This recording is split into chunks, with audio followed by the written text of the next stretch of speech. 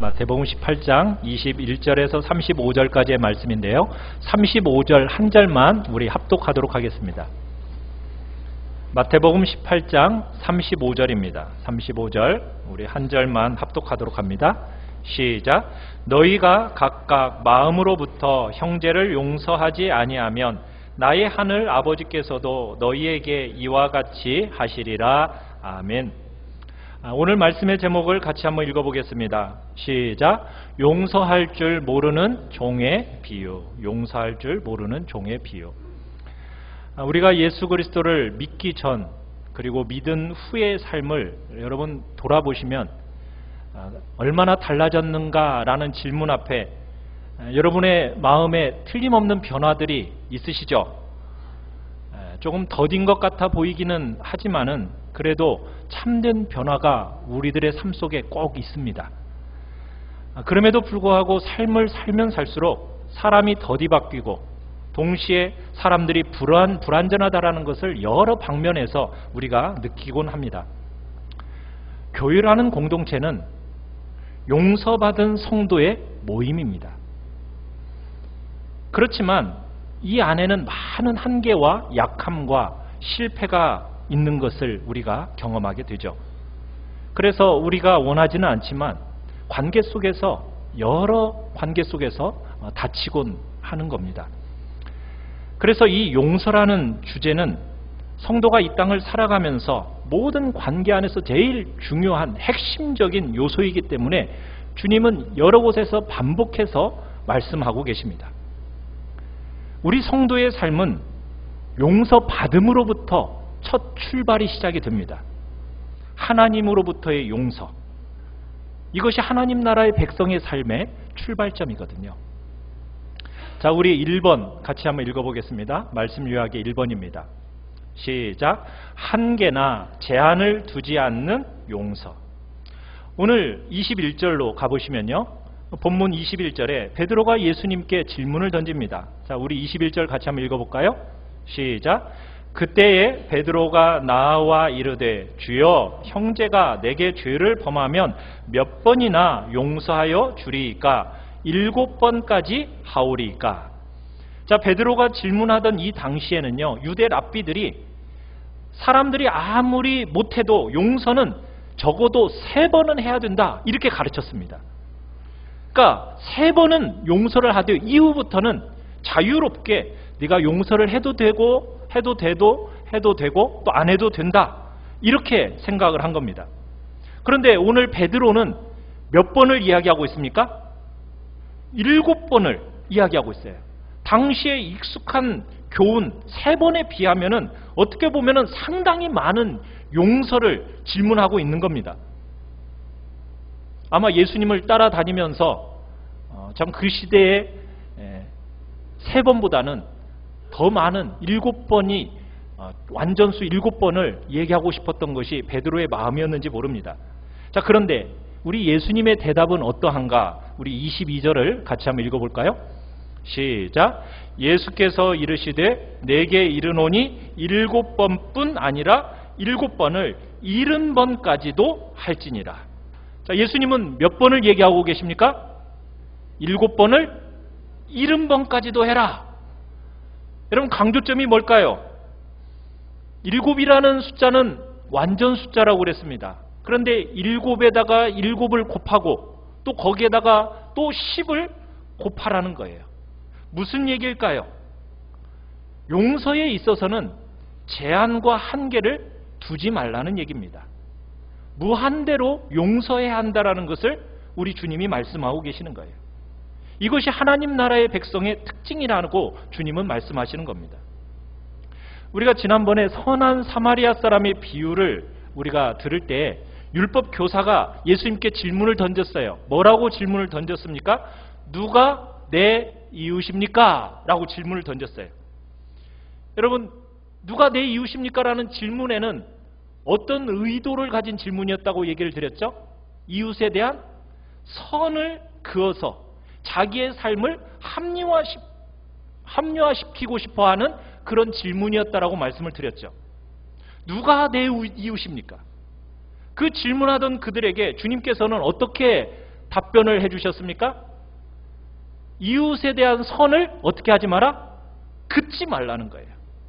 누가 강도 만난 자의 이웃이냐 하면서 질문의 핵심을 주님께서는 바꾸기를 요구하셨어요.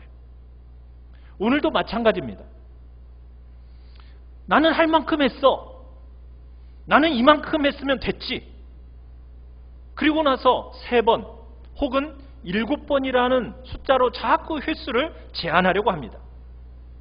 우리가 누군가를 용서하고 누군가를 사랑하는 일에 있어서 제한과 한계를 두려고 한다는 얘기입니다. 그렇지만 하나님은 우리에게 뭐라고 말씀하신다고요? 용서에는 뭐가 없다? 한계가 없다는 거예요. 제한을 두지 말라는 거예요. 용서는 3번이든 7번이든 횟수로 제한되어질 내용이 아니라는 겁니다. 용서라는 것은 7번을 70번까지 모든 제한을 철폐하라고 주님이 말씀하시는 겁니다.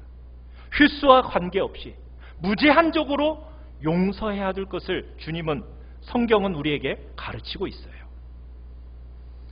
그렇다고 해서 이 말은 죄에 대해서 그냥 무책임하게 묵인해라 이 말을 하는 것은 아닙니다. 죄도 깨닫지도 못하면서 죄를 돌이키지도 않는데 그 사람들에 대해서는 어떻게 다루어야 할까? 그 이야기를 오늘 본문의 바로 위인 15절에서 20절까지 그 내용을 다루고 있어요.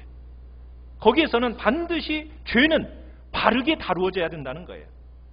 그리고 나서 그 다음에 죄를 용서하는 대목의 이야기가 오늘 본문에 나오는 겁니다. 그러니까 죄라는 것은 무조건적으로 묵인해줘라 이 말을 하는 것은 아닙니다. 공동체에 해를 끼칠 만한 죄라고 여겨진다면 그 죄는 반드시 치리되어지고 다루어져야겠죠. 오늘 본문과 유사한 내용의 누가복음에서는 자기의 죄를 인정하고 시인하는 자에 대해서는 용서하고 그 용서가 제한과 한계를 두지 말라는 내용으로 또한 이야기하고 있습니다. 그러니까 누구든지 자기의 죄를 깨닫고 용서해달라고 죄를 자백하고 인정하는 사람에 대해서는 숫자에 제한을 두지 말고 무제한적으로 용서할 것을, 그 사람에 대해서는 받고 아끼고 사랑해야 될 것을 주님은, 성경은 우리에게 가르치고 있는 겁니다. 자, 2번을 한번 읽어보겠습니다. 말씀 요약이 2번입니다. 시작. 갚을 수 없는 큰 빚을 전부 탕감받은 종. 예수님은 우리가 용서하는 것이 얼마나 쉽지 않은지를 잘 알고 계셨기 때문에 오늘 이 비유를 들고 계시는 거예요. 자, 오늘 비유를 한번 살펴보면요, 23절 24절을 같이 한번 읽어보겠습니다. 시작. 그러므로 천국은 그 종들과 결산하려 하던 어떤 임금과 같으니 결산할 때에 10,000달란트 빚진 자 하나를 데려오매. 자, 비유에 나오는 한 사람이 빚을 졌습니다. 얼마의 빚을 졌다고 나오고 있어요? 10,000달란트를 빚졌습니다. 이 당시 이 달란트라는 것은 당시 화폐 단위에 있어서 제일 큰 단위예요. 이 달란트는 금이나 은의 무게를 재는 단위였습니다. 그러니까 아주 건장한 군사 한 사람이 지고 갈 만한 금과 은의 무게를 달란트, 이렇게 한 달란트라고 얘기했어요. 그러니까 학자들은 보통 한 건장한 군인이 등에다가 금을 얼마나 실을 수 있겠어요? 한 35kg에서 45kg 정도를 등에 실을 수 있겠죠. 그 정도의 금의 무게, 그런 무게를 얼마라고 한다고요? 1달란트라고 얘기합니다. 자, 그러면 1달란트라는 것은 그 액수가 어마어마한 액수라는 것을 우리가 느낄 수 있겠죠. 자, 그런데 몇 달란트라고 얘기하고 있습니까? 빚을 얼마나 졌다고요? 10,000달란트, 10,000달란트. 이 당시에 1만이라는 숫자는 제일 큰 단위입니다. 한 달란트는 이 당시 군인들이 받는 월급, 소위 한 데나리온이라고 하는데요, 이 한 데나리온의 몇 배냐? 6,000배 정도로 보고 있습니다. 그러니까 한 달란트는 당시 군인들의 받던 월급의 무려 20년어치, 20년어치. 여러분 한번 10,000달란트를 요즘 화폐 단위로 한번 계산을 해봐요. 이렇게 말해봤자 별로 감이 안 오니까 요즘으로 한번 해보면 여러분, 노동자가 나가서 일당을 받으면 보통 얼마나 받죠? 10만 원 받습니까, 요즘에는? 예, 뭐 옛날에는 5만 원 하다가 요즘에는 10만 원 됐는데 5만 원으로만 계산해도요. 1만 달란트면은 무려 3조 원입니다. 그러니까 10만 원으로 하면 얼마예요? 6조 원이에요. 6조 원. 여러분, 이것을 무게로 금으로 환산해버리면은 이건 값도 매길 수가 없는 겁니다. 한마디로 말해서 이 종이 진 빚이 얼마라는 거예요? 이건 상상할 수 없는 어마어마한 빚이라는 것을 지금 1만 달란트 속에서는 이야기하고 있다는 얘기예요. 자, 그런데 25절을 같이 한번 읽어보겠습니다. 25절입니다. 시작. 갚을 것이 없는지라 주인이 명하여 그 몸과 아내와 자식들과 모든 소유를 다 팔아 갚게 하라 하니. 지금 도무지 갚을 수 없을 만한 엄청난 액수인데다가 갚을 것이 있어요, 없어요? 없어요. 그래서 뭘 하도록 요구받고 있습니까? 네 몸을 종으로 팔라는 거예요. 거기다가 자기만 팔리는 게 아니죠. 누구까지도. 가족들 전부 종으로 팔게끔 됩니다. 그런다고 해서 그 빚 갚을 수 있을까요, 없을까요? 그죠? 갚을 수가 없어요. 1만 달란트 빚졌다라는 의미 속에는 바로 이런 의미가 들어있는 겁니다. 여러분, 이 모습은 어떤 면에서 우리의 모습을 그대로 보여주고 있는 거예요. 우리는 태어나면서부터 죄를 가지고 태어나요. 죄를 가지고 태어난 우리의 모습이 마치 1만 달란트 빚진 자의 모습과 동일하다는 얘기입니다. 평생을 갚아도 갚을 수 없어요. 갚을 능력도 없고요. 갚을 소유도 없는 것이 우리의 모습입니다. 죄 중에서 태어난 우리, 평생 살아도 그 죄값 치르고 갚을 수가 없는 거예요. 그게 우리의 모습이에요. 죄짐이라는 것은 여러분, 내가 평생 안 먹고 안 입고 내가 성자같이 산다고 해서 그 죄짐을 벗어낼 수 있겠습니까? 죄값을 치러낼 수 있겠습니까? 아니라는 거예요. 1만 달란트 빚졌다라는 것은 바로 그런 의미예요. 우리는 움직일 때마다 죄를 지어요. 우리가 생각하는 것도 그렇고 우리가 행동하는 것도 그렇고 우리가 도모하는 모든 것들이 어떻게 보면 악하기 짝이 없어요. 그래서 내가 집 팔고 자식 팔고 부모와 배우자들을 다 종으로 팔아도 갚을 수 없는 큰 빚을 우리가 지고 있다는 것이 바로 성경이 가르치는 우리의 실존입니다.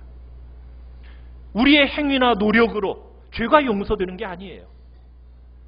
우리의 노력으로 사랑을 쟁취해서 얻을 수 있는 게 아니라는 거예요. 바로 1만 달란트 빚진 자와 우리는 방불한 자라는 것이 성경이 우리에게 가르치는 이야기입니다.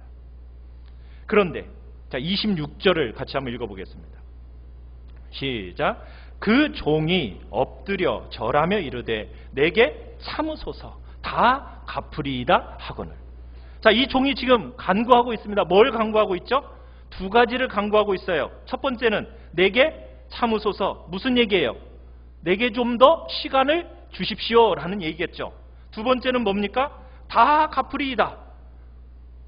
무슨 얘기예요? 최선을 다해서 내가 노력을 다해서 내가 갚아보겠습니다. 이런 얘기겠어요. 그런다고 해서 갚을 수 있어요, 없어요? 갚을 수 없어요. 보나마나 못 갚습니다. 다 갚을 수 있는 돈이 아니거든요. 그런데도 다 갚겠다라는 이 말 속에는 그만큼 절박함이 들어있고 최선을 다하겠다라는 의미가 들어있는 겁니다. 시간만 좀 더 주십시오. 최선을 다해서 한 번 더 해보겠습니다. 이렇게 말하니까 자, 주인이 어떻게 말하고 있습니까? 27절 시작.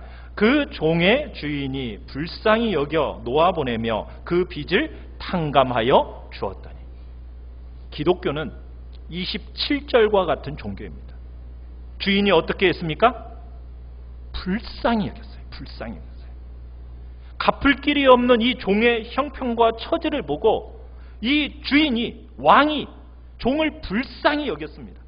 마음이 움직여진 거예요. 그냥 종은 시간을 좀 더 연장해 주시면 제가 최선을 다해 노력해 보겠습니다. 이렇게 말했어요. 그렇지만 왕이 그런 강구를 하고 있는 종에게 아주 특별히 베푼 은택은 시간을 좀 더 준 게 아닙니다. 부인과 집과 자신을 다 종으로 파는 것을 잠시 유보한 게 아닙니다. 뭘 해준다고요? 빚을 전부 다 탕감해 줬습니다. 성경이 말하는 구원이라는 것이 바로 이런 것입니다. 우리의 머리로 생각해 본 적도 없고 우리의 귀로 들은 적도 없고 우리의 눈으로 본 적도 없는 일이 바로 우리가 받은 구원입니다. 종이 상상도 할 수 없었던 일, 그 일을 왕이 해주고 있는 거예요. 어마어마한 분량이어서 평생을 다 갚을 수도 없는 그 빚, 그 빚에 대해서 나는 조금 시간만 연장해 주세요. 시간만 연장해 줘도요, 그거 큰 긍휼이고 감사할 제목이지 않습니까? 당장에 사랑하는 아내, 자식들이 다 종으로 팔리게 생겼는데 그거 그렇지 않게만 해줘도 얼마나 감사할 제목이에요. 그런데 왕이 어떻게 해줬다고요? 종의 빚을 전부 다 탕감해 줬어요. 여러분, 이게 기독교입니다. 이게 복음입니다. 기독교가 세상에 선포하고 있는 것은 죄의 빚을 유보시켜 주겠다는 게 아닙니다. 너는 고생할지 모르겠지만 네 식구들은 살려줄게, 이 얘기가 아니에요.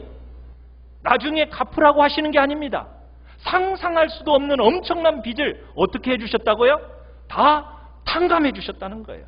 다 없는 것처럼 여겨주셨다라는 내용이 바로 기독교의 복음입니다. 무엇이 이것을 가능하게 만들었습니까? 왕이 불쌍히 여겼기 때문에. 그래서 성경은 이 표현을 뭐라고 하고 있습니까? 사랑이라는 것으로, 은혜라는 것으로 표현하고 있는 거예요. 하나님의 그 귀한 사랑과 은혜 때문에 우리에게 말할 수 없는 그 수많은 빚, 죄의 빚을 다 탕감해 주셨다는 거예요. 하나님이 우리를 불쌍히 여기셨기 때문에, 우리를 사랑하셨기 때문에, 우리를 긍휼히 여기셨기 때문에 자신의 아들을 이 땅에 보내주셔서 우리의 모든 죄짐을 대신 지게 하시고 십자가에 달려 죽게 하심으로 말미암아 우리의 만 가지 죄가 다 용서받게 된 겁니다. 그 모든 시작이 어디라고요? 하나님 아버지의 나를 향한 긍휼에서부터, 불쌍히 여김으로부터 시작이 된 겁니다. 예수 그리스도의 십자가의 구원이 그 모든 죄값을 다 탕감시켜 준 겁니다. 우리의 공로가 아닙니다. 우리의 노력이 아닙니다. 우리의 자격과 조건이 아닙니다. 오직 하나님 아버지의 불쌍히 여김과 예수 그리스도의 완전한 공로 때문에 우리의 모든 죄의 빚이 어떻게 되어졌다고요? 다 탕감되어졌다는 겁니다. 다시 여러분의 빚을 들먹거리면서 여러분을 사로잡아서 여러분을 송사할 일이 있어요, 없어요? 없습니다. 여러분을 그 죄 때문에 다시 감옥에 가둘 일이 있습니까, 없습니까? 그럴 일이 아무도 없도록 다 탕감해 주셨습니다. 하나도 남기지 않고 전부 탕감해 주셨습니다. 이것이 성경이 우리에게 말하고 있는 주님의 복음 선포입니다. 과거의 죄만 그럴까요? 아닙니다. 오늘 현재 우리가 경험하고 있는 수많은 죄, 아니 앞으로 우리가 지게 될 모든 죄까지, 수많은 그 모든 죄를 주님께서 전부 다 탕감해 주셨다는 거예요. 우리 3번을 같이 한번 읽어보겠습니다. 시작. 100데나리온을 1만 달란트의 관점으로 볼 줄 아는 믿음. 여러분, 이렇게 놀라운 기적 같은 일을 경험한 이 종 어떻게 살고 있을까요? 자, 우리 28절 29절을 같이 읽겠습니다. 시작. 그 종이 나가서 자기에게 100데나리온 빚진 동료 한 사람을 만나 붙들어 목을 잡고 이르되 빚을 갚으라 하매 그 동료가 엎드려 간구하여 이르되 나에게 참아주소서 갚으리이다 하되. 주인에게 지금 엄청난 상상할 수 없는 용서를 경험했습니다. 자, 그 경험한 종이 나갔는데 누구를 만났어요? 100데나리온 빚진 자기 동료 한 사람을 만났습니다. 여러분, 데나리온이라는 것은 얼마라고요? 군인 한 사람이 수고하면 받는 하루치 일당입니다. 자, 그런데 며칠치 일당인 거예요? 100일치 일당입니다. 100일치. 작은 돈이에요? 큰 돈이에요? 여러분한테 100일치 일당, 큰 돈입니까? 작은 돈입니까? 큰 돈이죠. 이 당시 일용직 노동자들에게 하루하루 벌어먹으며 살아가는 사람들에게 이 100데나리온이라는 것은 작은 돈이 아니에요. 엄청나게 큰 돈입니다. 큰 돈은 이 큰 돈이지만 이 작은 이 100데나리온을 자기가 지금 탕감받은 1만 달란트와 비교해보면 어떻습니까? 세 발의 피죠. 그죠? 100데나리온 자체만 놓고 보면 큰 돈인 것은 틀림이 없지만 탕감받았던 1만 달란트 옆에 갖다 놓아 딱 놓고 보라는 거예요. 어때요? 60만 분의 1이에요. 60만 배의 차이입니다.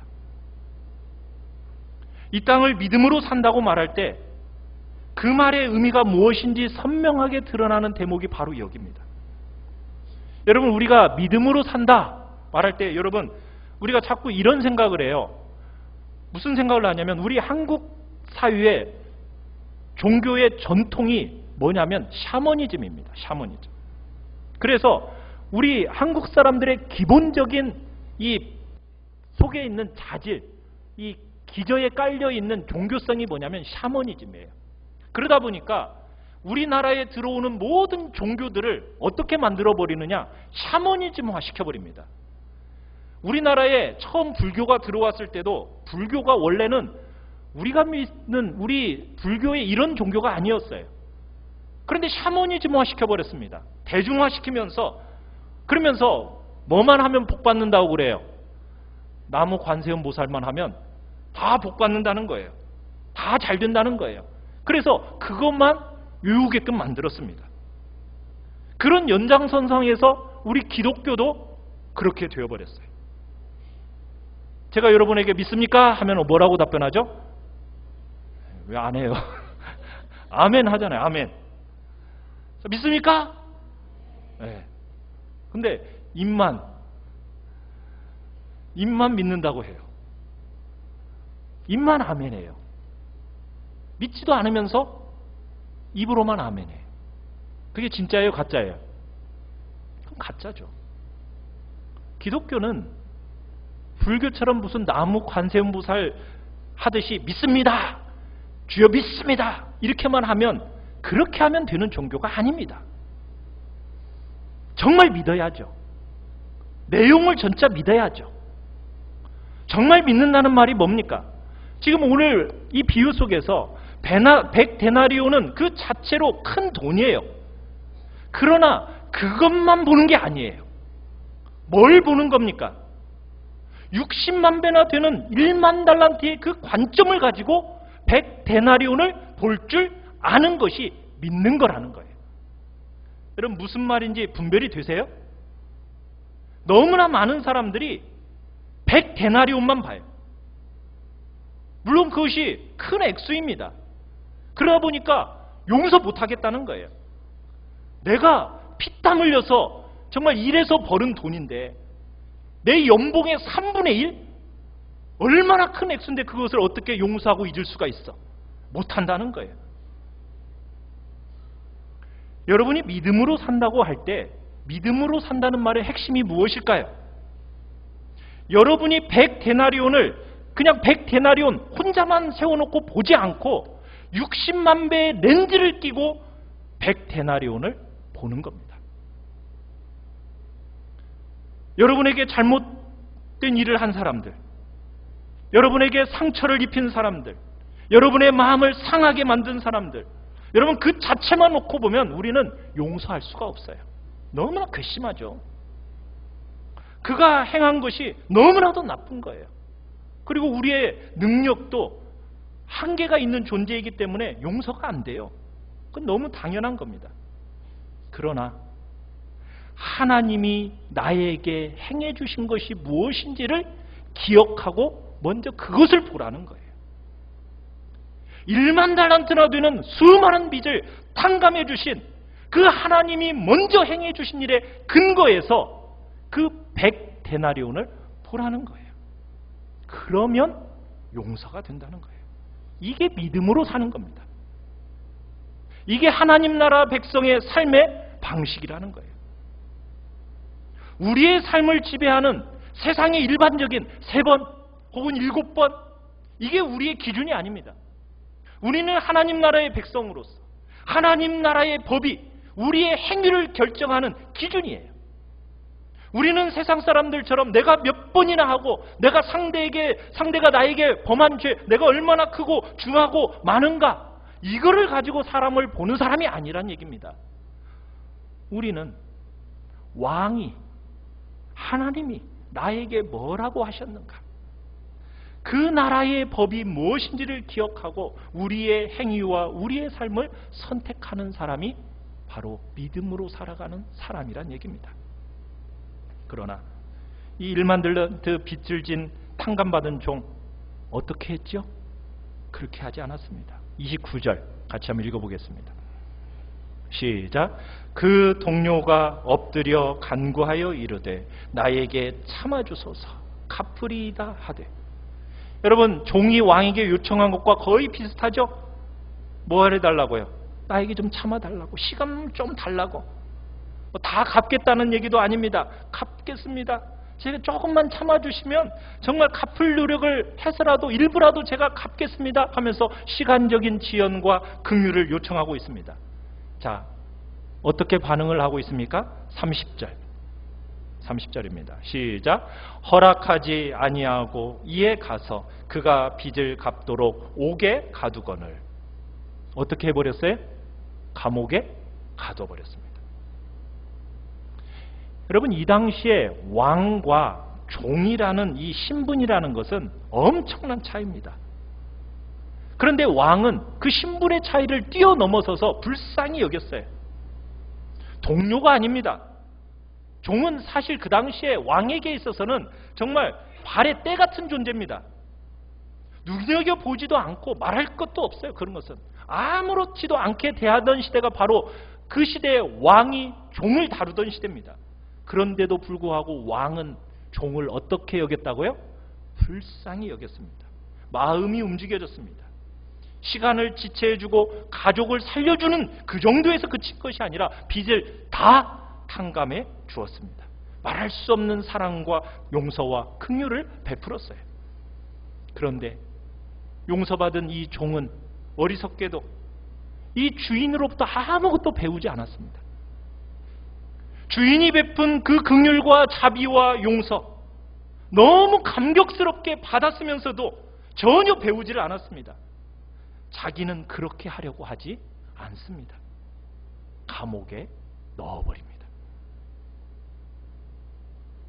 혹여나 우리의 모습이 이와 똑같은 어떻게 보면 파렴치하고 위선적이고 너무나 어리석은 일을 행할 수 있는 존재인지는 아닌지 우리는 그럴 만한 존재라는 것을 우리 기억해야 돼요. 여러분 이런 종의 모습을 보고 우리 31절을 같이 한번 읽어보겠습니다. 시작. 그 동료들이 그것을 보고 몹시 딱하게 여겨 주인에게 가서 그 일을 다 알리니. 여러분 그 일을 주인이 직접 본 게 아니에요. 또 감옥에 갇힌 종이 억울해가지고 상소를 올린 것도 아닙니다. 제3자가 그것을 보다 못해가지고 왕에게 알린 겁니다. 교회가 성도가 무자비하고 이기적인 삶을 살아가고 하나님의 나라의 질서와 상관없이 살면은 세상이 교회를 고발합니다. 세상이 성도에게 모욕을 주면서 창피를 주게 됩니다. 오늘 우리가 살아가는 이 시대의 성도와 교회는 어떻게 보면 세상으로부터 끊임없이 이런 일을 당하고 있습니다. 왜? 우리가 부름받은 그 자리대로 행하지 않기 때문이죠. 4번을 같이 한번 읽겠습니다. 4번입니다. 시작. 하나님이 기대하는 마땅한 삶의 방식. 자, 빚을 다 탕감해 주셨던 임금이 종에게 기대했던 것은 무엇이었을까요? 여러분 우리의 만 가지 죄를 다 용서해 주신 하나님 아버지가 우리에게 기대하는 삶의 모습은 무엇이겠습니까? 두 가지로 표현되어 있습니다. 우리 32절, 33절을 같이 읽겠습니다. 시작. 이에 주인이 그를 불러다가 말하되 악한 종아 내가 빌기에 내가 내 빚을 전부 탕감하여 주었거늘 내가 너를 불쌍히 여김과 같이 너도 내 동료를 불쌍히 여김이 마땅하지 아니하냐 하고. 이 종을 주인이 뭐라고 불렀습니까? 악한 종아 이렇게 불렀어요. 악한 종아. 왜 악합니까? 세상의 방식대로, 자기의 방식대로 살기 때문에 악합니다. 하나님 나라의 백성처럼 하나님의 말씀대로 살지 않고 자기 방식대로, 자기가 생각하는 대로 세상을 살아가고 있기 때문에 악한 종아 이렇게 부르고 있는 겁니다. 우리의 기준은 세상 윤리가 기준이 아닙니다. 그것으로 우리를 평가받지 않습니다. 우리는 무엇에 의해서 평가받는다고요? 하나님의 말씀에 의해서 평가를 받는 거예요. 우리는 그저 세상이 비난하고 손가락질 안 하는 정도의 수준으로 살아가는 사람이 아니라는 얘기입니다. 왕이 우리를 대한 것을 기준으로 우리는 평가받는 거예요. 우리의 악함과 선함이라는 것은 세상이 말하는 얄팍한 도덕의 문제가 아니라는 얘기입니다. 하나님의 법이 우리의 삶을 다스리고 계신가? 이것이 우리의 선함과 악함의 기준이라는 거죠. 자, 하나님이 우리에게 기대하는 삶의 방식이 무엇입니까? 마땅하지 아니하냐? 마땅한 대로의 방식대로 사는 거예요. 뭐가 마땅하다는 겁니까? 내가 너를 불쌍히 여긴 것 같이 너도 누군가를 불쌍히 여기며 용서하며 사는 것이 마땅하지 아니하냐? 이렇게 지금 반문하고 계시는 거예요. 100데나리온, 작은 돈 아닙니다. 하나님의 법의 기준으로 보면, 많은 빚을 탕감받은 종의 관점으로 보면, 많은 죄를 용서받은 죄인의 관점으로 보면 우리에게 마땅한 행위가 무엇이라고요? 우리의 삶의 마땅함이 뭐라고요? 용서하고 긍휼히 여기고 사랑하는 겁니다. 우리는 이 땅에서 사랑 외에는 선택이 없도록 보냄을 받은 자들입니다. 우리는 하나님 때문에 사람을 용서하고 불쌍히 여기고 사랑하는 것 외에는 아무 선택이 없는 자로 이 땅에 남겨졌다는 얘기예요. 우리는 용서해야 됩니다. 우리는 잊어야 됩니다. 여러분들에게 해코지한 사람들의 모든 행위를 잊고 용서해야 됩니다. 여러분, 이 종의 모습은요, 굉장히 다양한 부분에서 우리의 모습이에요. 진 빚은 갚지 않고 탕감받을 때 막 기뻐하면서 우리는 받을 빚에 대해서는 얼마나 악착같이 받아내려고 합니까? 자신에게는 한없이 관대하고 관용을 베풀지만 다른 사람에 대해서는 날카로운 칼을 대서 판단하는 것이 우리의 모습 아닙니까? 자신의 실수와 잘못은 쉽게 용서하면서 남의 사소한 허물과 실수는 참으려고 하지 않습니다. 내 눈에 있는 들보는 보지 못하고 다른 사람의 눈에 있는 티를 뽑아내려고 하는 모습이 우리의 모습은 아닙니까? 보통 우리의 경향입니다. 다른 사람들의 작은 것이 있는데 그건 크게 보고, 내게 큰 것이 있는데 그것은 작게 보는 것이 우리의 본성이죠. 100데나리온, 물론 작은 액수 아닙니다. 그러나 주님이 우리를 대항하신 것에 비하면 60만 분의 1에 불과하다는 거예요. 하나님이 엄청난 우리에게 베풀어 주신 은혜, 그것을 까맣게 잊어버리고 살아가는 것을 당연한 것처럼 혹여나 우리 생각하고 있는 것 아닙니까? 그건 하나님이니까 우리를 용서하실 수 있는 거지 하면서 당연하다고 혹시 여러분 생각하고 있는 거 아닙니까? 그렇지 않습니다. 그거 당연한 거 아닙니다. 하나님은요, 죄를 참아보지 못하시는 분이에요. 당연한 게 아니에요. 그 죄에 대해서는 어떻게 값을 치르셨습니까? 자신의 아들이 죽여져야만이 용서가 되어졌던 것이 죄에 대한 대가였습니다. 그러니까 하나님이니까 하나님은 자동적으로 쉽게 되었다, 이렇게 말을 생각하면 안 되는 거예요. 아들을 십자가에 못 박고서야 우리가 용서되었던 거예요. 그런데 우리는 이 하나님의 엄청난 은혜를 너무나도 쉽게 까맣게 잊어버립니다. 그저 작은 이해관계 속에 급급합니다. 동료의 고통과 동료의 슬픔은 안중에도 없고 오로지 자신의 상함과 자신의 고통, 여기에만 너무나 민감합니다. 우리들 모두의 보편적인 모습인 거죠. 한두 번은 마지못해서 용서하는 것처럼 보입니다. 그러나 일정한 횟수가 지나면 제한합니다. 한계를 둡니다. 더 이상 용서하고 싶어 하지 않습니다. 이게 우리입니다. 그렇다고 우리가 누군가를 용서하는 것을 언제나 즉각적으로 해야 된다, 그렇게 성경은 말하지는 않습니다. 여러분에게 즉각적으로 못할 수도 있어요. 그거 분명히 아는 사실입니다. 그러나 용서할 수 없는 자리에 머물지 않고 끊임없이 용서와 긍휼을 베푸는 방향성을 가지고 우리가 끊임없이 가야 되는 거예요. 그 방향을 향해 가는 겁니다. 이게 중요한 겁니다. 여러분, 용서하지 않으면 누가 죽을까요? 내가 죽습니다. 내 속에 분노가 쌓여 있기 때문에 이 분노가 나를 죽이는 거예요. 여러분의 영혼이 다치는 거예요. 여러분의 영혼의 그 메마른 영적인 상태가 계속 머물러 있게 되면서 여러분을 죽이는 겁니다. 여러분의 영혼 용서하지 않으면 육신과 함께 죽게 됩니다. 그렇기 때문에 용서해야 되는 겁니다. 그런데 용서할 때는 말로만 해서는 안 된다는 거예요. 뭐라고 말하고 있습니까? 35절입니다. 시작.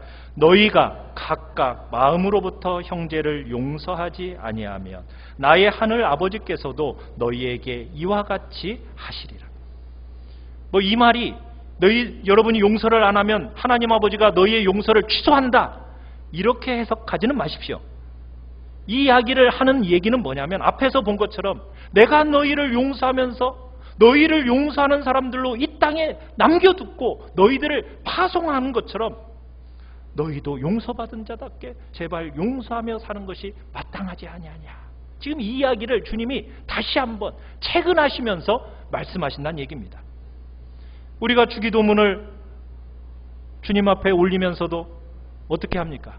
우리가 우리에게 죄 지은 자를 용서하여 준 것처럼 우리의 죄를 용서하여 주옵소서. 주님이 그렇게 기도를 가르치신 다음에 그렇게 한 번만 말하고 끝내지 않았어요. 그 용서에 대해서 한 번 더 말씀하셨죠. 자, 우리 뒤에 마태복음 6장 14절로 15절을 같이 한번 읽어봅시다. 시작. 너희가 사람의 잘못을 용서하면 너희 하늘 아버지께서도 너희 잘못을 용서하시려니와 너희가 사람의 잘못을 용서하지 아니하면 너희 아버지께서도 너희 잘못을 용서하지 아니하시리라. 이 용서라는 주제가 얼마나 어려운 것인지 하나님이 아시고 하나님께서 용서가 얼마나 모든 관계를 살리고 회복시키고 치료하게 만드는 핵심인지를 아시기 때문에 용서라는 것을 반복해서 강조하셨던 거예요. 사랑하는 성도 여러분, 여러분이 가는 곳마다 사람들이 살아나는 역사가 일어나기를 바랍니다. 여러분들이 가는 곳마다 깨어진 공동체들이 회복되는 역사가 일어나기를 간절히 바랍니다. 그러기에 여러분들이 용서하고 긍휼을 베풀고 사랑의 자리로 나아가기를 바랍니다. 정말 화평의 귀한 사자들로서 여러분들의 삶을 살아가라. 그래서 복된 은혜가 여러분의 삶에 풍성하게 나타나기를 간절히 축원합니다.